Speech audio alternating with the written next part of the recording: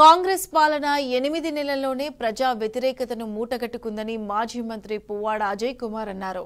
బాధ్యతగల ప్రతిపక్షంగా ప్రజా సమస్యలపై పోరాడతామని స్పష్టం చేశారు. ఖమ్మంలోని తన నివాసంలో బీఆర్ఎస్ ముఖ్య కార్యకర్తలతో ఆయన సమావేశమయ్యారు. బీజేపీకి 8 మంది ఎమ్మెల్యేలున్నా ఒక్క ప్రజా సమస్యపై కూడా రాష్ట్ర ప్రభుత్వాన్ని నిలదీయలేదని పువ్వాడ విమర్శించారు. కాంగ్రెస్ బీజేపీ ఎన్నికల్లో సహరించుకున్నాయని, వారి మ్యాచ్ ఫిక్సింగ్ అసెంబ్లీలో కూడా బయటపడిందని అన్నారు.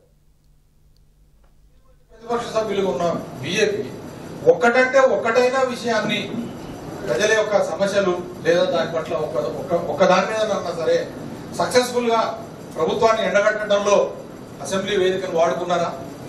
లేదు. ఎందుకంటే వాళ్ళకి మ్యాచ్ ఫిక్సింగ్ ఉంది కాబట్టి. ఈ మ్యాచ్ ఫిక్సింగ్ ఎప్పటి నుంచో ఉంది.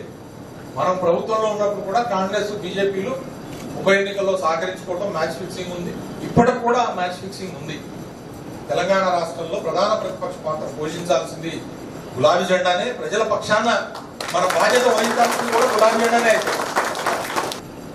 తెలంగాణ రాష్ట్ర వ్యాప్తంగా గడిచిన 6 నెలల్లో అనేక మంది బీఆర్ఎస్ నాయకులు కానీ కార్యకర్తలు కానీ జైల్లో పెట్టడం కానీ కేసులు పెట్టడం కానీ జరిగింది.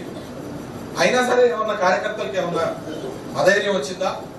కొంతమంది నాయకులు అధైర్యపడి పార్టీ మారచ్చు, కానీ కార్యకర్త మారడు.